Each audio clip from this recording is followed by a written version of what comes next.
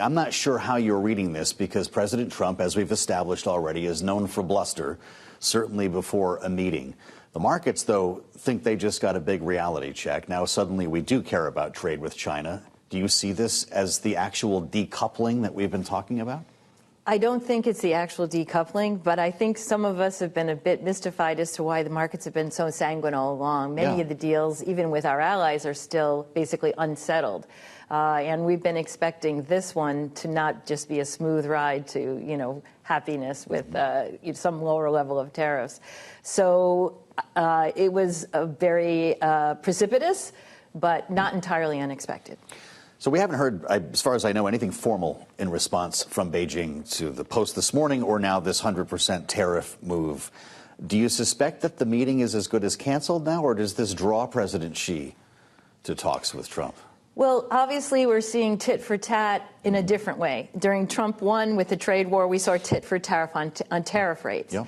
Now we're seeing a whole host of commercial relations being put to the test. The U.S. has fees on ships, Chinese ships that land on U.S. ports. China has now fees on American ships. We have export controls. They have export controls. We have tariffs. They have tariffs. We have placed a number of their companies on entity lists. American companies can't do business with them except with certain permissions. China has done the same. So I think China has learned how to play this game, and President Trump knows that. He has said himself that he thinks the U.S. has 3 times, the firepower that the Chinese do.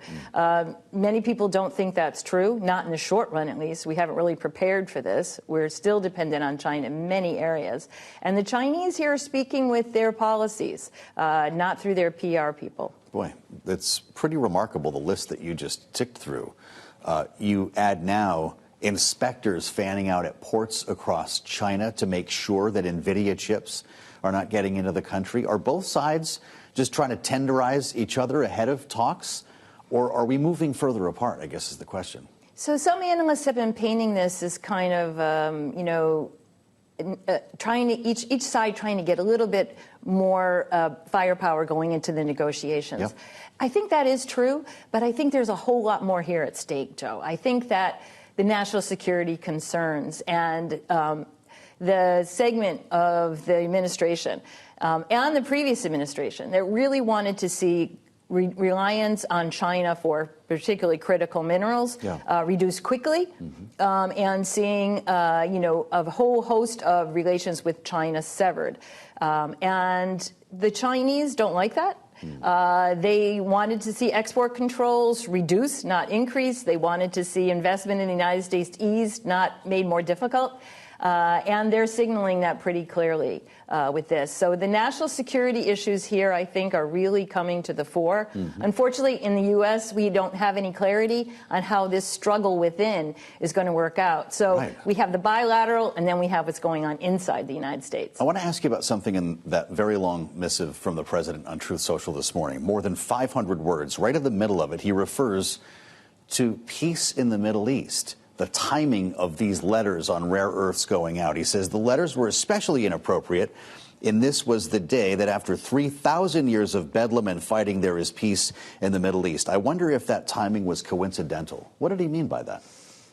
I think that President Trump is getting ready to take a victory lap, and he certainly doesn't that's all it was. want any rain on his parade. Why did you do it today? And he didn't get the Nobel Peace Prize. So that was his mood when he wrote this morning. Yeah, well, you can never say that the Chinese didn't do it to rain on the parade, but I think that, we have been watching this for a long time, Joe, and and having this conversation. So I think the timing may have been there, but clearly this is a long-standing issue. It's something that's very important to American businesses and Chinese businesses. And unfortunately, today was a dark day for us. We are still technically in a trade truce, right? That's got a couple of more weeks on it when we remember the talks that took place overseas. Whatever happened to getting a 15% cut of NVIDIA and AMD sales to China? I thought we were on the verge of something. Well, all of this has come up again, investment promises in the U.S., and we don't really have anything on paper. We don't have, the deals are not in place. Yeah. And I think this is what's keeping uncertainty in the markets so high.